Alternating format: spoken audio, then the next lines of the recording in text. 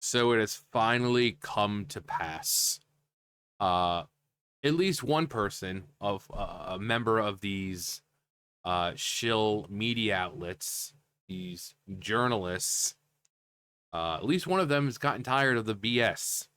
So PC Gamer is one of those outlets that every time a game comes out, even if it's bad, they're just oh god, the game is so good. And even when it's not, they try gaslighting. It's like, yes, the game has flaws and is bad, but here's why it's a good thing. So while other people are just, oh yeah, I'm just gonna take their money and chill and this and that. We have a person who apparently is getting tired of it, not just with Dragon Age, but declares he's done with BioWare because BioWare doesn't know how to make a good game anymore because they care more about identity politics than they do making a good game. So PC Gamer Online editor Fraser Brown bashed Dragon Age the Veilguard and declared he's done with BioWare moving forward. In an article titled I brought up the article, but after years of holding out hope, 2024 was the year I finally gave up on BioWare. So let's read the article. So this was December 27th. So just a couple days ago, 3 days ago. After years of holding out hope, 2024 was the year I finally gave up on BioWare. The Veilguard was the very shiny, very pretty nail in the coffin. After BioWare bid farewell to the Forgotten Realms following the modder's playground that was Neverwinter Nights, I, a fantasy-obsessed 19-year-old, was beyond excited. Their hero was building its own fantasy realm. The first screenshots of Dragon Age, which bore no resemblance to the game we eventually got, instantly became my desktop wallpaper. It took a long-ass time, but when Origins finally materialized, it convinced me that we were in for more than worth the wait. I was 24 when I at last got my hands on the RPG, and I was sure would reveal the future of the genre. I was sure would reveal the future of the genre. The same year, I decided to stop trying to find a real job and instead embarked on my questionable career as a video game critic. Taking us back to the past to play the shitty games that suck ass. Yeah. Just as I'm talking, you get that like ugh, in your throat. It's just, but no, that's AVGN. So would this guy remember it so you don't have to? So he's more like the nostalgia critic. We have the video game and we have the critic. So he's the angry video game critic or something. I don't know. Dragon Age Origins was everything I'd hoped for, but I would have perhaps much have been more enthusiastic had I known that it served more as the conclusion of an era of exceptional CRPGs. Uh, every BioWare game since then has shifted further away from the design philosophy that initially enthralled me. Yeah. Yeah. Adam. Adam. Yeah, that's kind of what happened. Every company's been doing this, except Nintendo. I mean, Nintendo continues to kind of make games that are just kind of for everyone. Hence why characters, IPs like Zelda, Mario, Donkey Kong, Kirby, Star Fox, Metroid have all lasted 30, 40 years because they have a formula, they know what works, and they continue to give you what works. And maybe some things added in, little tweaks, a little this and that, but it still stays true. It's like Pokemon. Look at Pokemon. Been around since the early 90s and it's still kind of got the same formula because it works. If it's not broken, don't fix it. So that's a problem with a lot of these companies. They come out, they have franchises, but then for some reason they're like, "Oh, we're going to switch it up on you." And then you're playing, you're like, "What is this? I didn't buy the game for this. I'm not I wanted like an open world game like it used to be. This is linear and just boring and uh, uh so, you know, people don't like when they're used to a game, um, for a franchise, and then suddenly they just get it switched up, which is why Zelda 2 isn't that much of a fan favorite. Good game, but Mario 2, even though Mario 2 was just an already existing game called Doki Doki Panic, and it was just slapped with Mario. But the formula was so different that people were like, is this really a Mario game?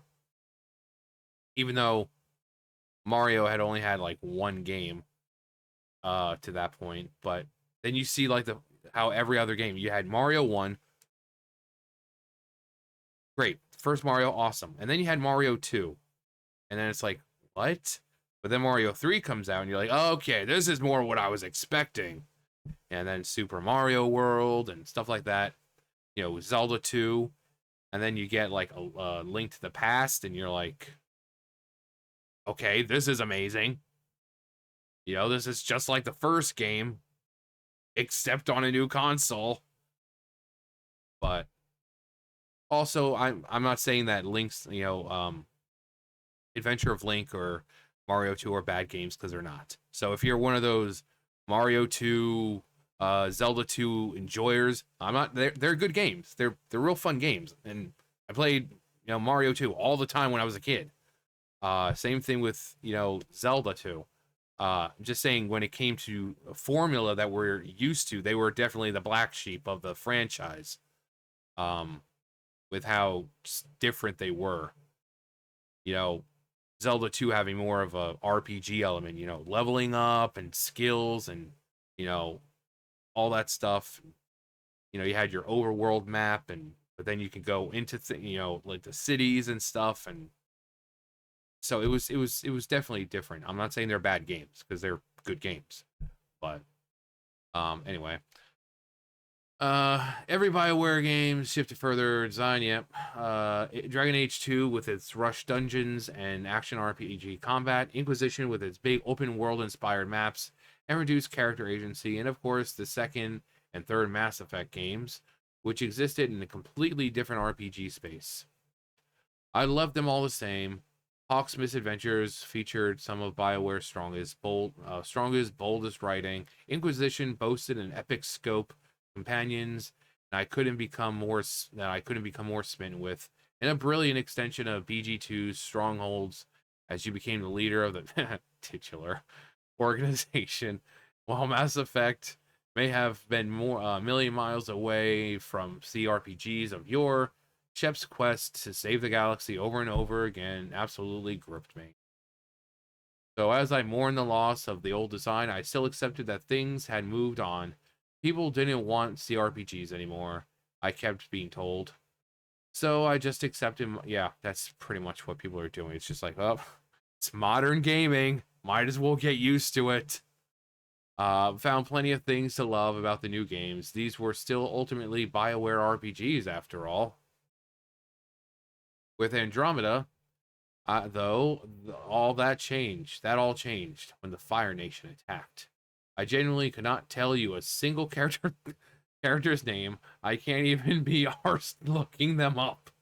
I just do not care. Yeah, I mean, if you're gonna be in a game and you're gonna spend up like nowadays upwards of like what, almost 100 hours with these characters, you want to be able to relate to them or connect to them.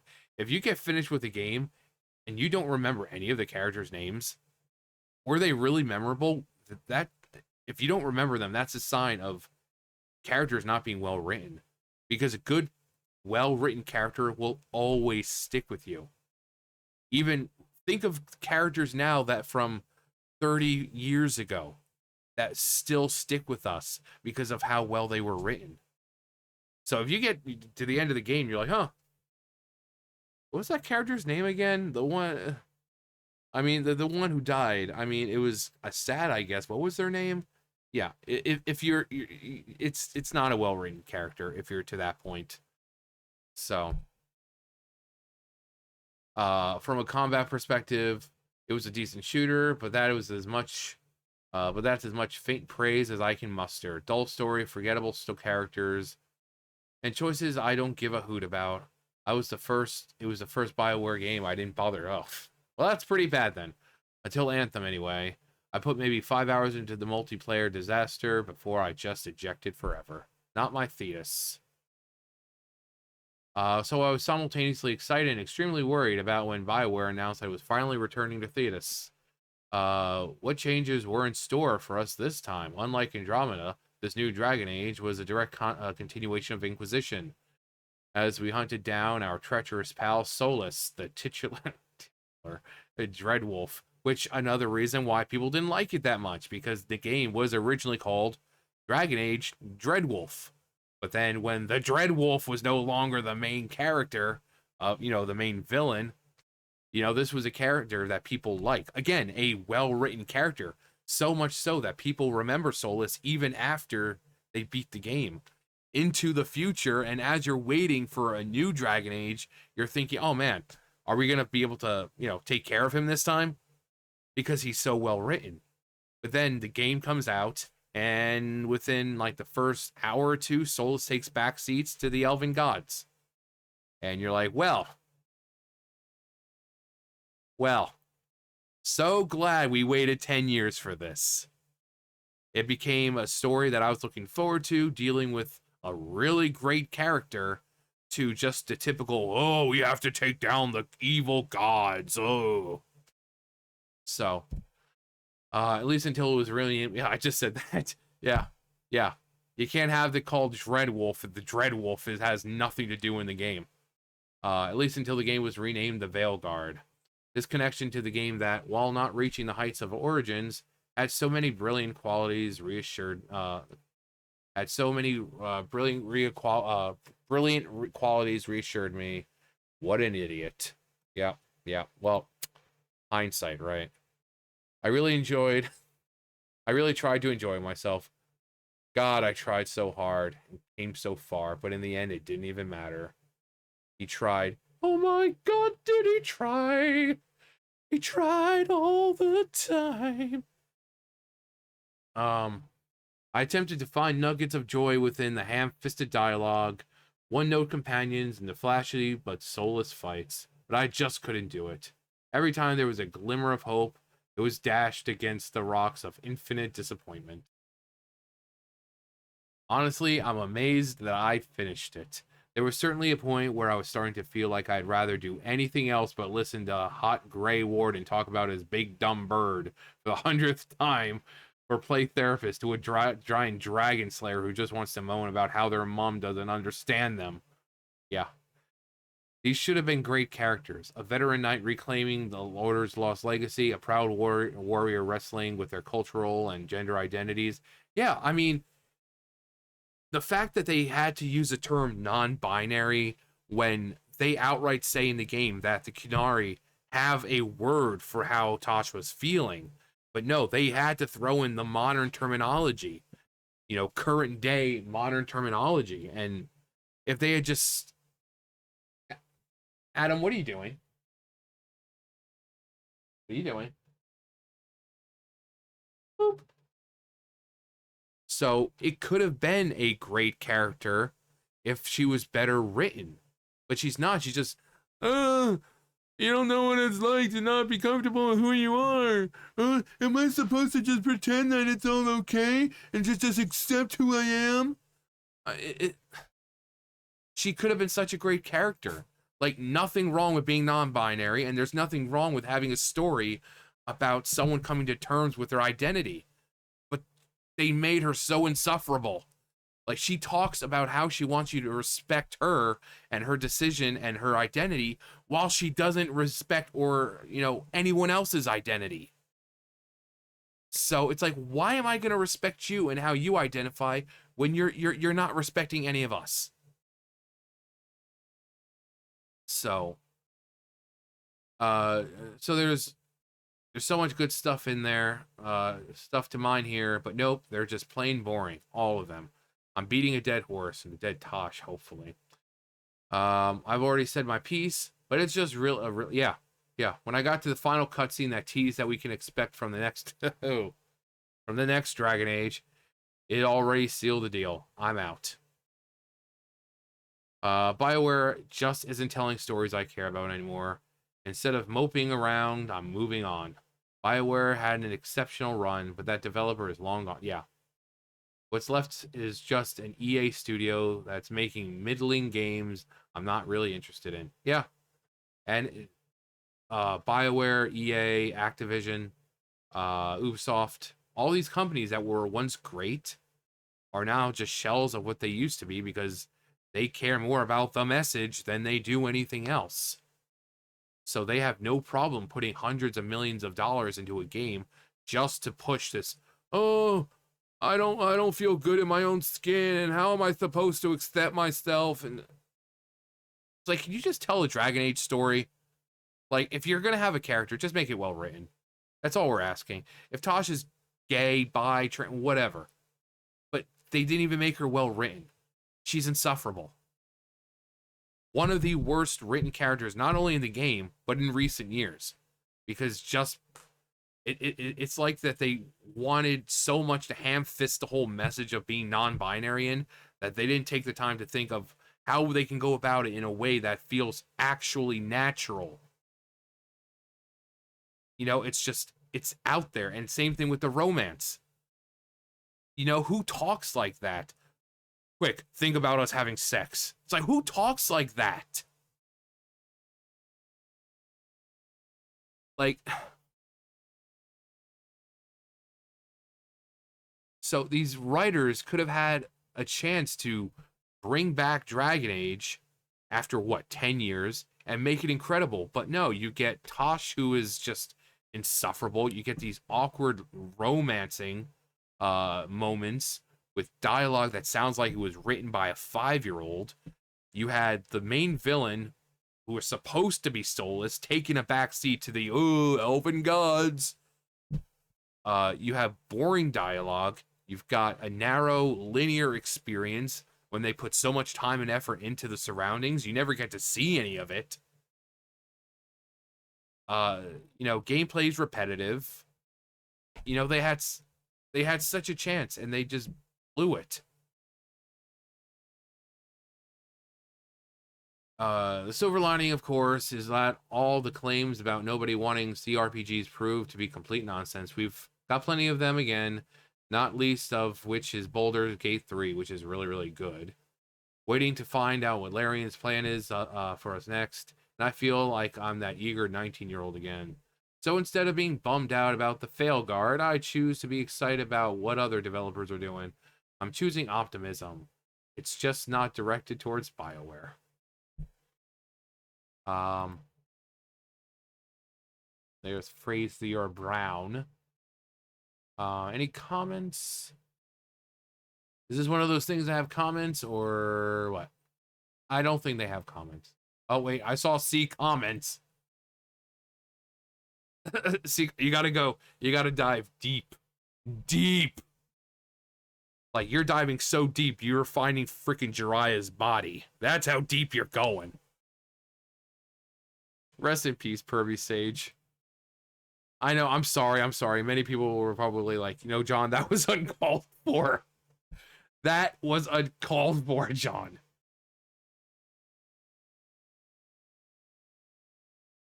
Osh, great warrior. I'm laughing.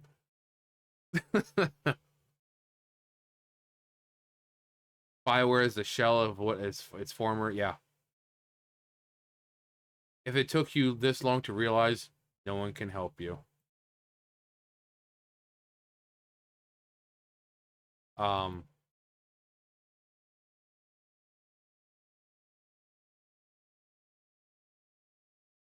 Complain about it or move on. Bingo. Bingo, bingo, you win the prize. But yeah, if these shill outlets have people that are getting tired of this, you know the companies they've done goofed. They've done goofed. When they don't even want to spin it anymore at this point. Again, it's like, well, the game was a massive failure, but here's why it was still a success. You know, once they get to the point where you're like, you know, I can't even do that anymore. You know it's bad. You know it's bad.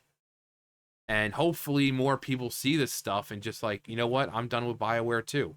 Or I'm done with any company that continues to push out a subpar product, you know?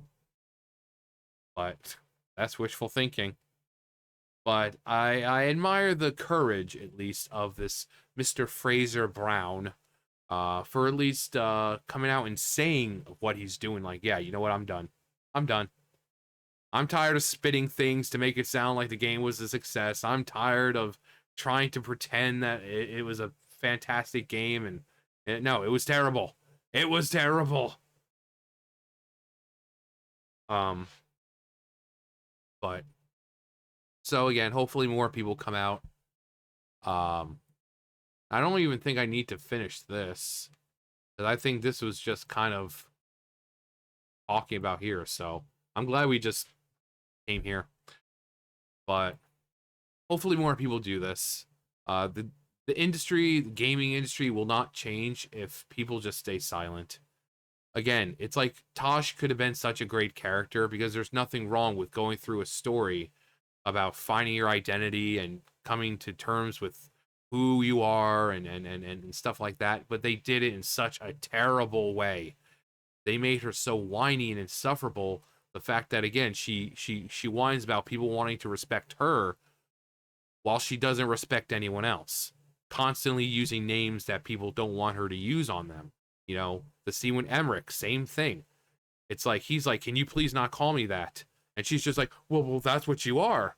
You're a death mage or whatever the hell she called it." It's like clearly the dude doesn't feel comfortable with you calling him that, and yet you keep doing it. But yet at the same time, you want him to respect you. So it could have been so much better. The fact that Solus took backseat to elven gods. I mean, how many games have we? Oh, we have to take down those evil gods. It's just, it's bland, it's repetitive, and people, I think, were getting the game simply because they thought Solus was the villain. You know, not villain. I mean, he's doing things with, you know, the best of intentions, but, you know, it's like, yeah, here we go, elven gods. So, anyway, let me know what you think. Um, if you like the Veilguard, great. But please do not sit here and try to tell me that it was a success. Just because you liked it doesn't make it a success. So, numbers don't lie, and it's not made back nearly what it was supposed to. So, I think it is 700 million together with both the game and the marketing, and it's only made about 100 million. So, please do not try to tell me it's a success just because you liked the game and you thought it was good. But if you enjoyed it, great. I'm glad. But also, Tasha's character, you know, what would have you done? Like I said, I would have. I mean, I don't mind it, but I would have written her a lot differently to where she wasn't so whiny. So let me know how you would have written Tosh to where you can keep her whole gender identity and story in there, but tell me what you would have done to make her less whiny about it, to make her a good character.